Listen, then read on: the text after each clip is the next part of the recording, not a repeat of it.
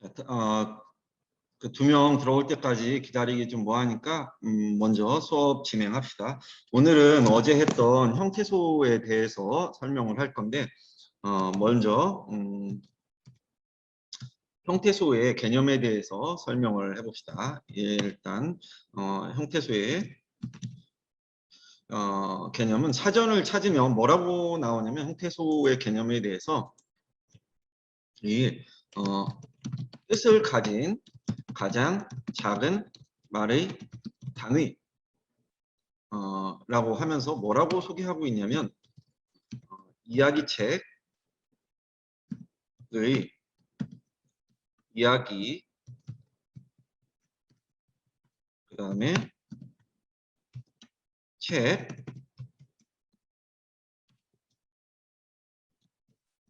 따위다 이렇게 구분을 하고 있어.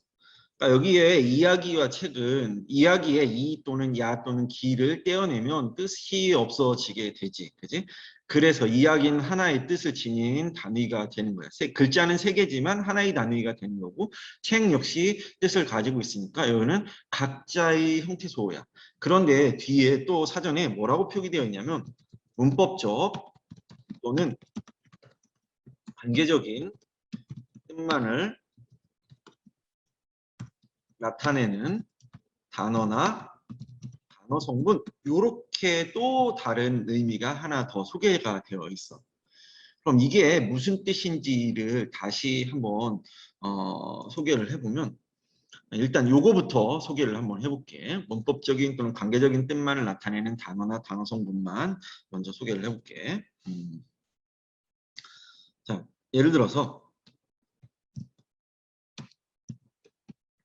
빵 맛있다라는 문장이 있을 때 사실 이 빵 뒤에 어떤 조사가 없어도 의미가 전달되긴 하지만 의미가 좀 더 완전하게 전달되지는 않지. 그래서 요 뒤에 빵 뒤에다가 우리가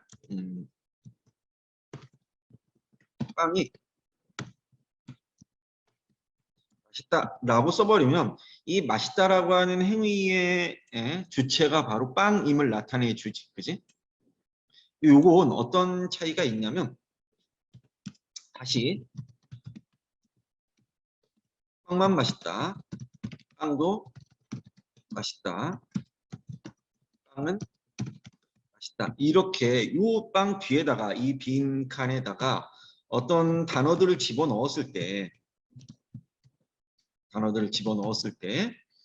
실질적으로 요 뒤에 어떤 의미들 맛있는 행위와 그 행위의 주체가 가진 의미의 관계들이 살짝 바뀌지. 맛있는 행위가 이 맛있는 것이 빵이라는 사실이 바뀌지는 않지만 빵이 맛있다라고 하는 것은 어쨌든 다른 것 이야기하지 않고 여기는 빵만 맛있다라는 것은 이걸 제외한 다른 것들은 맛이 있지 않다라는 뜻이 되겠고 빵도 맛있다라는 것은 이거 말고 다른 것도 맛있는 것이 있다는 뜻이 되고 빵은 맛있다라는 건 다른 것은 알 수 없다라는 뜻이 되지. 그지? 그러니까 뒤에 이런 말들, 이 말들, 이, 만, 도, 은 이런 말들은 이 말들 사이에 관계를 나타내줘. 그렇다고 의미가 없는 건 아니야. 왜냐하면 빵이 맛있다와 빵만 맛있다는 이 문장의 의미는 달라지지. 이렇게 말들 사이의 관계를 나타내주고 그렇다고 해서 말들 사이의 실질적인 의미 자체를 바꾸지는 않는 놈들. 의미의 관계 자체만을 조금 요거잖아. 의미의 관계들을 나타내주고 요 맛있는 행위가 미치는 대상 또 요걸 조금 더 오해하지는 말고 동물학대 이렇게 오해하지는 말고 자, 개 먹었다. 이 문장을 넣었을 때 우리가 개가 야 이거 누가 먹었어? 개가 먹었다. 개 멍멍이가 거기에 있던 그 음식을 먹었어요. 개가 먹었다. 이러면 먹은 행위의 주체가 개인 게 되지. 그런데 이럴 수도 있잖아. 개를 먹었다. 이렇게 될 수도 있지. 그렇게 되면 이번에는 먹은 행위가 미치는 대상이 개가 되는 거지. 그지?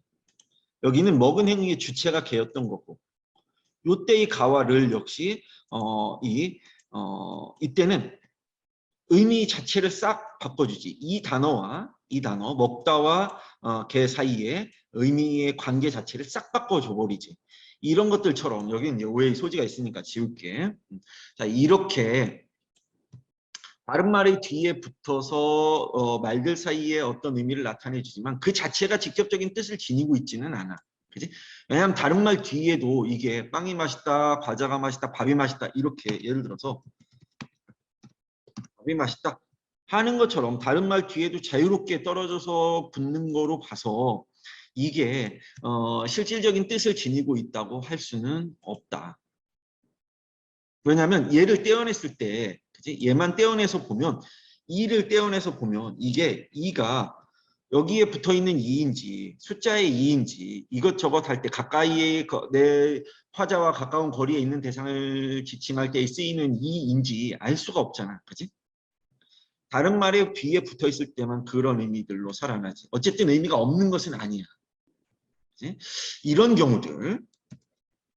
이렇게 다른 말이 뒤에 붙어서 쓰이는 이런 놈들을 뭐라고 부르냐면 이런 놈들을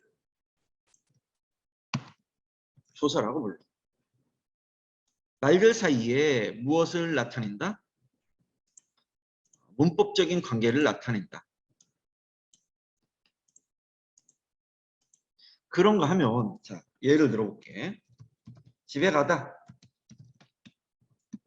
집에 가고 가니 가서 가라. 자, 이렇게 문장이 어떤 단어가 쭉 형태를 바꿔서 변화할 때 실제로 잘 생각해 보면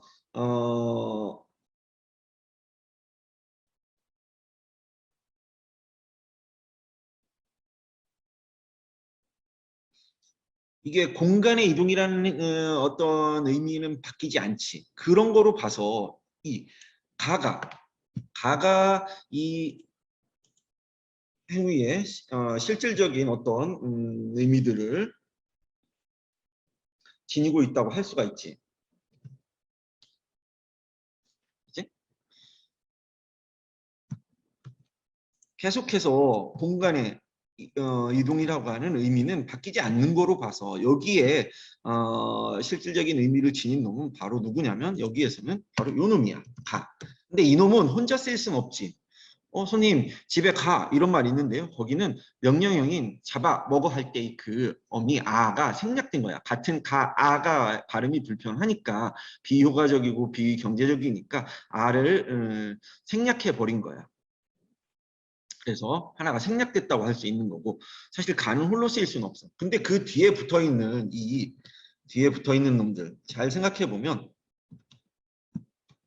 이 다라고 하는 놈은 그 가는 행위 자체를 바꾸진 않지만 행위가 종료됐음을 나타내는 거고 고는 그 행위가 지금 진행되고 있는 어떤 상태, 가고 온다, 동시성인지 가고 있다, 진행 중인지 뭐 이런 어떤 시간의 상태들을 나타낼 때 주로 쓰이고 간이라고 하는 건 앞에 말이 원인이고 선행하는 것이고 뒤에 오는 말이 후행하는 어떤 선후관계 또는 비가 오니 땅이 질퍽하다 하에 원인관계, 인과관계를 나타낸다든지 이런 관계, 의미상의 관계를 나타낼 때 쓰이지 실제 가고 있는 행위 자체를 바꾸진 않지. 가서는 어떤 행위 이후에 일어나는 것들을 이야기하지. 그 다음에 나는 뭐 우리가 알고 있는 것처럼 화자의 의도, 상대방이 그런 말을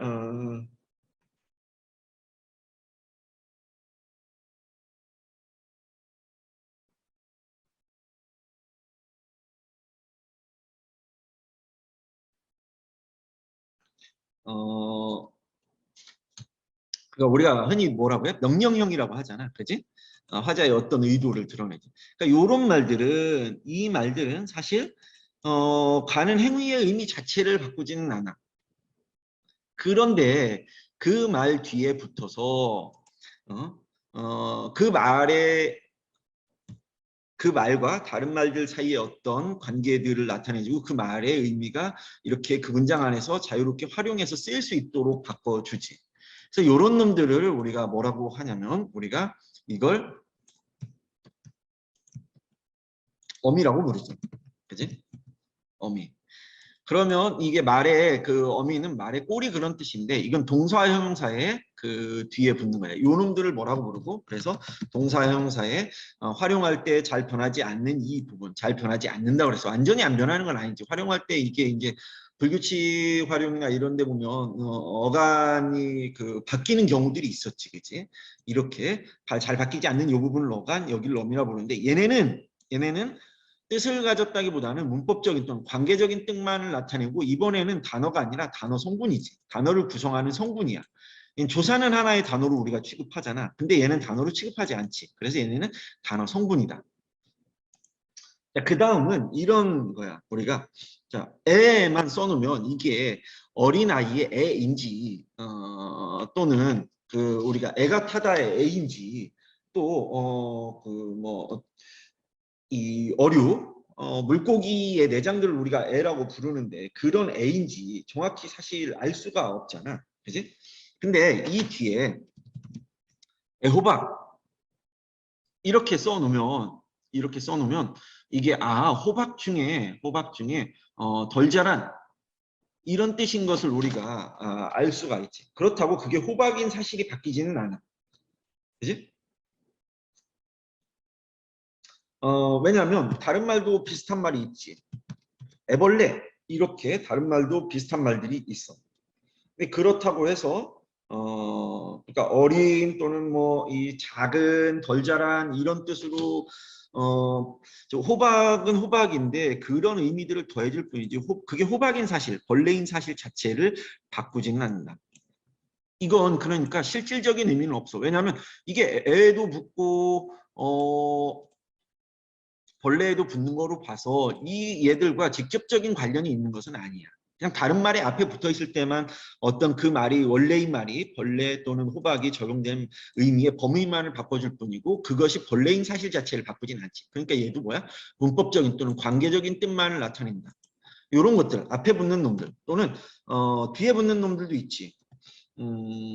개만 써버리면 우리가 사실 그게 동물의 개잖아. 근데 덮개 지우개 이렇게 써버리면 이 말은 사실 원래 말은 이거잖아. 덮다라는 말하고 덮개를 써버리면 원래는 덮는 행위를 말하는 건데 이때는 그 행위를 하는 도구라는 뜻으로 의미가 살짝 바뀌지. 이렇게. 그치? 그렇다고 덮는 행위를 하는 그런 사물임을 바꾸는 그 행위의 기본 의미를 바꾸지는 않지. 그지? 그게 어쨌든 다른 것들 위에다가 얹어서 그것들을 보이지 않게 하거나 맞게 하거나 뭐 어떤 의미들을 지니는데 그런 의미들을 바꾸진 않아. 그런 다른 말 뒤에 자유롭게 붙어서 그런 어떤 행위를 하는 도구라는 뜻으로만 살아나지. 이런 놈들도 의미가 실질적인 어떤 의미를 가지고 있는 것은 아니지만 의미가 없는 것은 아니다. 근데 이런 놈들을 뭐라고 부르냐면 접사. 앞에 있으면 접두사, 뒤에 있으면 접미사라고 우리가 불렀지. 자, 이렇게 다른 말의 앞뒤에 붙어서 쓰이는 이런 말들 얘네들도 뭐라고 본다. 그때 이런 놈들을 요 문법적인 또는 관계적인 뜻을 지니고 있다고 본다. 실질적인 뜻을 지니고 있는 것은 아니다. 그때 요 놈은 단어고 요 놈들은 단어를 구성하는 성분이라 단어 성분이라고 본다. 그래서 형태소의 개념에 아주 중요한 것은 바로 요거야. 뜻이라고 할 때 뜻이 그냥 뜻도 있고 우리가 알고 있는 뜻도 있지만 문법적인 또는 관계적인 뜻을 나타내는 것. 그래서 이걸 기능적인 형식적인 의미 이렇게 불러. 기능적 의미 또는 형식적 의미라고도 부르는데 이걸 의미 또는 형식적 의미라고도 부르는데 어쨌든 뜻에는 두 가지가 있다. 그러니까 형태소는 이런 놈도 형태소가 될 수 있고 이런 뜻을 지닌 것도 형태소가 될 수가 있다. 그러니까 따져보면 얘만 다시 보면 뜻을 지닌 가장 작은 말의 단위는 결국 단어인데 단어는 우리가 9개의 품사가 있었잖아. 그 중에 바로 뭐를 제외해야 돼? 그렇지. 조사를 제외한 나머지 8개의 품사. 즉 명사, 대명사, 수사, 동사, 형용사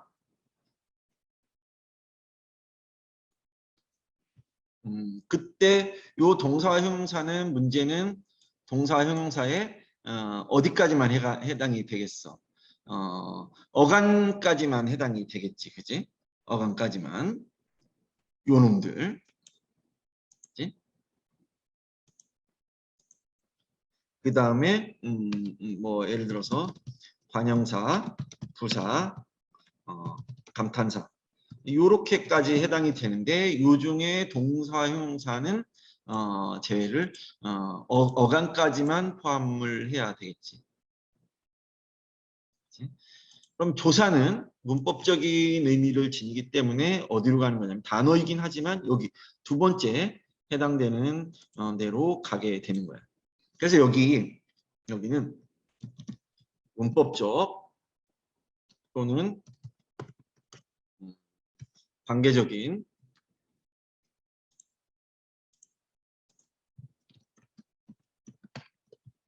뜻을 나타내는 단어로는 조사가 있는 거고 역시 문법적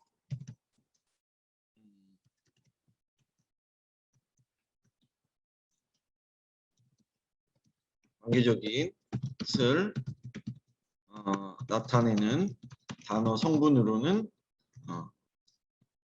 뭐가 있었냐면 아까 말했던 접사나 어미가 있는 거예요. 여기를 잘 구분해야지. 동사, 형용사의 어간.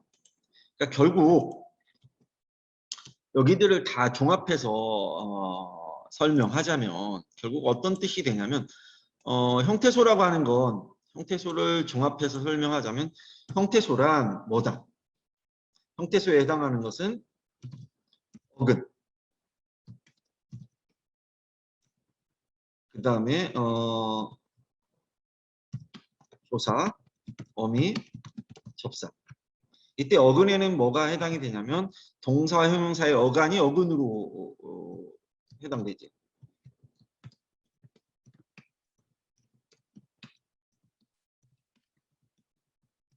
동사와 형용사의 어간이 어근으로 쓰이는 거야.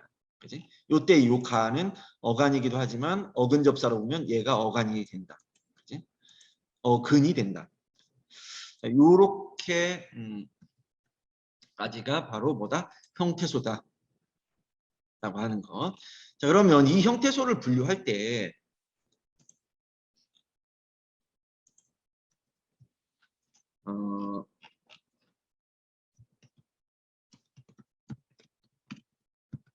형태소의 분류. 우리가 분류는 나누는 거잖아. 나눈다라고 할 때 뭐가 필요해? 그치. 기준이 필요하지. 그치? 자, 형태소의 분류는 첫 번째 기준은 우리가 알고 있는 것처럼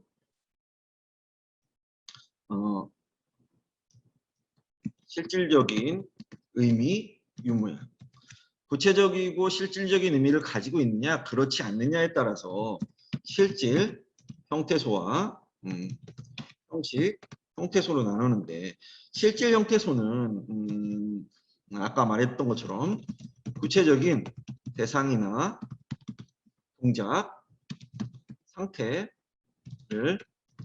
표시하는 형태소를 말해요.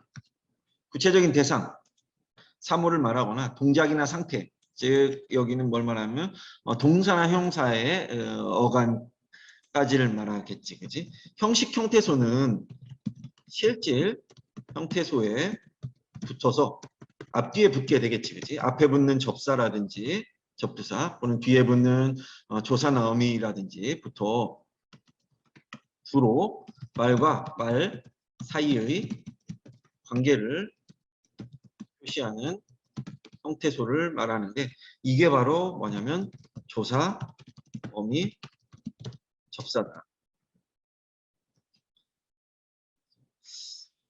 자, 그러면 구체적으로 구분하면 여기 아까 말했던 것처럼 명사, 대명사, 수사 여기가 명사, 대명사, 수사, 관형사, 부사, 그 다음에 동사의 어근, 형용사의 어근, 그 다음에 감탄사, 그지? 우리가 아 배고파 할 때 그 감탄사 같은 놈들 바로 여기에 해당이 되겠지, 그지? 감탄사. 여기까지가 이제 실질 형태소고 여기는 형식 형태소라고 할 수가 있다. 그럼 형태소를 한번 분석을 해 봅시다.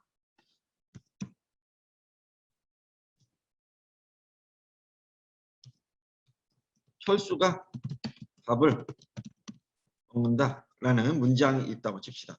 자, 얘를 형태소를 분석해보면 자, 의미를 지니고 있는 걸 기준으로 따야내는데 철과 수를 나누면 의미가 아예 달라지고 의미가 없어지니까 철수는 하나의 단어가 되겠지, 그지? 품사로 치면 사물의 이름을 나타내는 명사야, 그지? 그다음에 가는 다른 말이 뒤에 붙어서 의미들 사이의 관계를 나타내주는 건 요는 조사야, 그지? 밥은 명사가 되겠고 을은 목적 이 먹는 행위가 미치는 대상이 밥임을 나타내주는 여기는 조사지, 목적격 조사. 그 다음에 먹다 여기는 떼어내야지. 자, 여기는 어간이고, 그지? 그 다음에 는 다른 그 말의 행위가 이루어지는 시간적인 관계를 나타내주는 놈이니까 어미고, 다는 그 행위가 종결되었음을 그 행위가 지금 행위를 서술하고 있음을 나타내주는 어미니까 여기를 보면 명사 어간 얘네만 뭐가 돼? 실질 형태소가 되겠지, 그지? 철수 밥 먹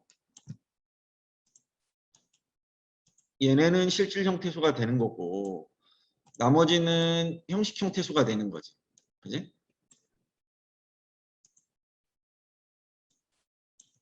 자, 그때 이제 중요한 게 뭐냐면 이제 요런 거야. 그리고 또 하나 여기 보면 가나 을에는 줄표를 치지 않았고 요 먹과 는 다 여기에는 줄표를 쳤지.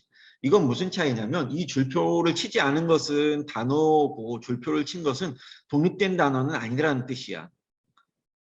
접사나 어간 어미일 때 그 말의 뒤에 반드시 다른 게 붙어서 쓰여야 할 때는 이렇게 줄표를 붙여.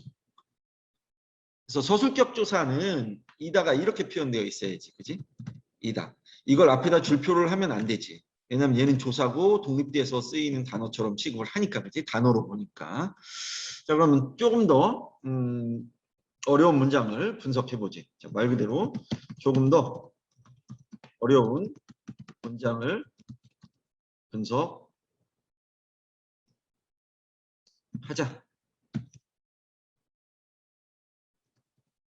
분석을 해 보겠습니다. 이런 문장을 그대로 봅시다. 자, 여기는 조금은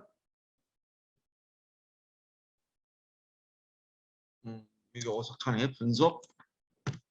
분석하겠습니다로 합시다. 조금은 떼어낼 수 없지, 그지? 조금이라고 하는 것을 조와 금으로 떼어낼 수가 없어, 그지?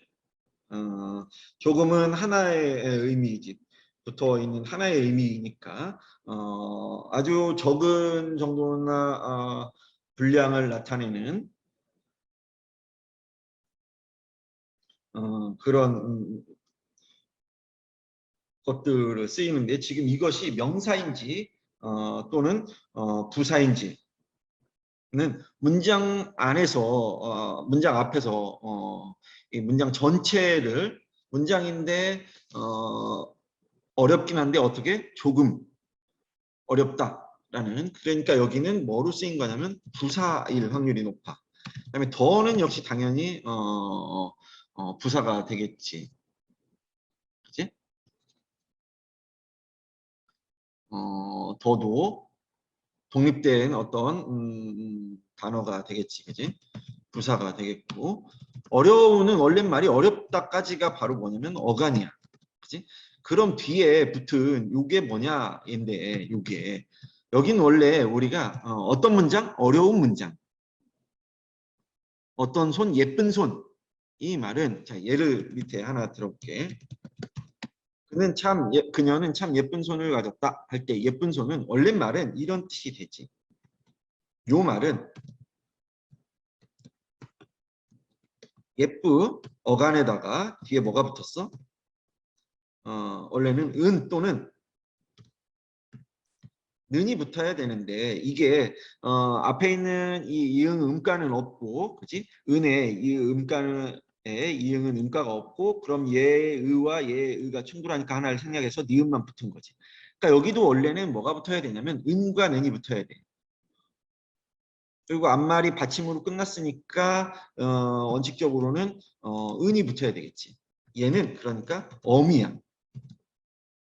이런 어미를 뭐라고 그러냐면 요거 손을 수식하는 얘가 품사로는 예쁘다 형용사인데 문장 성분으로는 관형어처럼 쓰이게 해준 거잖아. 그지? 관형어로 관형사처럼 쓰이게 해줬다. 그래서 얘를 관형사형 전성어미라고 불러. 요거는 그래서 관형사형 전성어미야. 이게 되게 어려워. 요거 찾아내는 게 사실은 다음에 보면 난도도 꽤 높고 어려운데 요건 기억해둬야 돼. 어미야. 근데 왜 그러면 은이 아니라 우가 됐어요는 이게 이제 여기에 비읍의 영향을 받아서 이게 비읍이 떨어져 나가면서 이렇게 우로 살아남아서 이렇게 되는 거다. 우 또는 우 반모음으로. 돕다, 도와, 곱다, 고와, 고운 이렇게 비읍이 이게 중세국어의 흔적인데 얘가 어미야. 어려운. 그다음에 문장은 뭐 이제 명사가 되겠고 그다음에 을은 조사지, 그지? 을은 조사가 되겠고, 분석, 명사, 그지? 분석, 명사. 그 다음에 하다. 그지? 원래 말은 하다잖아, 그지? 하다. 여기가 동사의 어간이지, 그지?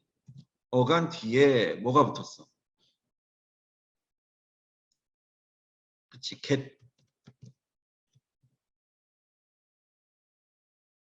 이거는 이게 뭐뭐 하겠습니다 라고 하는 것은 앞으로 일어날 일을 나타내주는 시제를 나타내주는 어미지, 그지?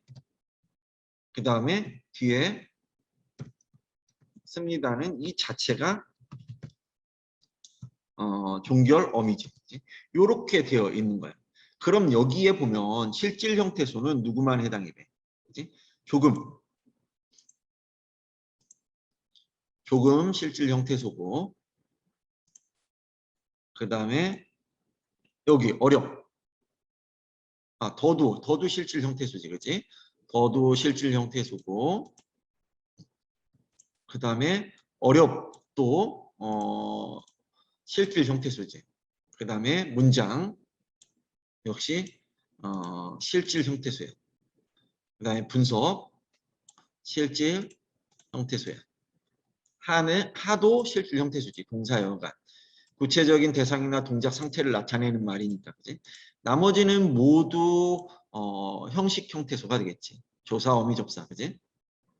요 전성어미, 그 다음에 을의 조사, 그 다음에 get의 어미, 씁니다의 어미. 그치? 이런 이놈들은 모두 뭐가 된다? 형식 형태소가 된다.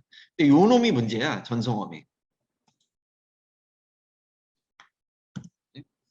이놈을 찾아내는 게 되게 좀 이렇게 난도가 있는 그런 문제야.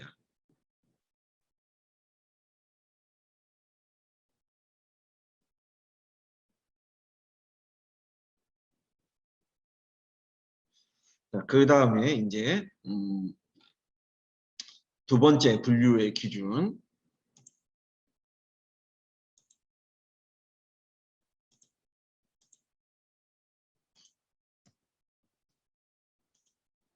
여기는 그 자립성 유무에 따른 분류. 요거는 뭐 우리가 알고 있는 것처럼 자립 형태소와 의존 형태소로 나누는데 의존 형태소는 앞에서 나온 것처럼 용언의 어간, 그 다음에 아까 나왔던 조사, 어미, 접사. 그지? 뭐 요건 뭐 우리가 다 알고 있는 거고. 자, 하나만 더 설명을 하고 수업을 이제 마무리합시다. 여기 중에 이제 그제 예전에 3학년 수업을 할 때 어떤 3학년이 물어보더라고. 3학년 선배가. 선생님, 그 의존명사는 말 그대로 의존명사 홀로 쓰이지 않는데 왜 자립 형태소라고 해요? 라고 하면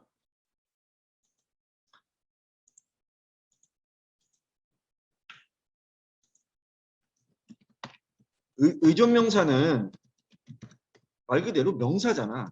단어만 보면 단어의 품사 분류 기준으로 보면 명사기 때문에 그렇게 포함시키기도 하지만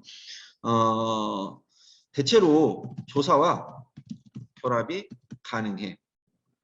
그리고 일반적인 명사 사용 환경에서 동일하게 사용되기 때문에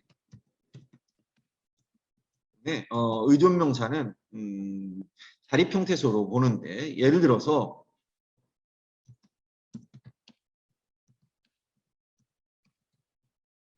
먹을 것을 찾아봐라 라고 할 때 이 것 얘가 의존명사잖아. 그지? 그러면 얘는 뒤에 조사가 결합을 하고 있지. 그지? 요때의 을은 조사가 아니야. 이거는 아까 말했던 용언의 뒤에 붙는 어간 뒤에 붙는 얘가 먹다라는 동사를 문장 안에서 관형사처럼 쓰이게 해주는 관형사형 전성 어미지. 그지? 얘는 겉을의 조사지. 목적격 조사. 그지? 그래서 조사와 결합이 되고 이건 예를 들어 보면 이렇게 나를 찾아봐라처럼 일반적인 명사 사용 환경과 똑같이 이렇게 쓰이고 있지. 요렇게. 그지? 얘가. 그래서 의존 명사는 의존 형태소가 아니라 뭐로 본다? 자립 형태소로 본다. 이 형태소 특히 조사어미 접사들을 잘 기억해둬야 너네가 이제 그 중세국어 문법, 즉 고전문법 할 때 어떤 것들을 이해할 수가 있고 문법은 규칙이 중요한 것이 아니라 규칙이 적용되는 그 조건이 중요한데 조건에 따라서 계속 규칙이 달라지기 때문에 그래. 근데 그 조건의 핵심이 바로 뭐냐면 이 형태소 분석을 통해서 우리가 그 조건을 분석해낼 수가 있어.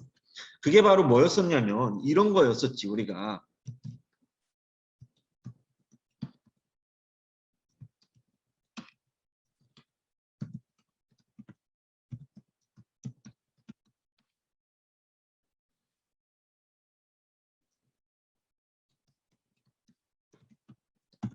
자, 여기 똑같이 형태가 사실 다 같아. 여기도 밭 1항이고, 그지? 여기도 밭 1항인데, 여기는 실제 발음을 어떻게 하고 우리가 밭이랑 이렇게 발음을 하고, 얘는 밭이랑 이렇게 발음을 하지. 왜 위에는 국외음화가 일어나고 밑에는 그냥 음절의 끝소리 규칙이 일어나고 니은청가가 일어나고 비음화가 바뀌는 이런 일이 발생을 하느냐? 이건 규칙이 중요한 게 아니라 규칙이 적용되는 조건이 중요한 거라고 그랬잖아. 그러니까 위에 있는 여기는 명사 뒤에 뭐가 붙은 거냐면 이랑이라고 하는 나랑 너랑 할 때 그 조사라고 생각하면 돼.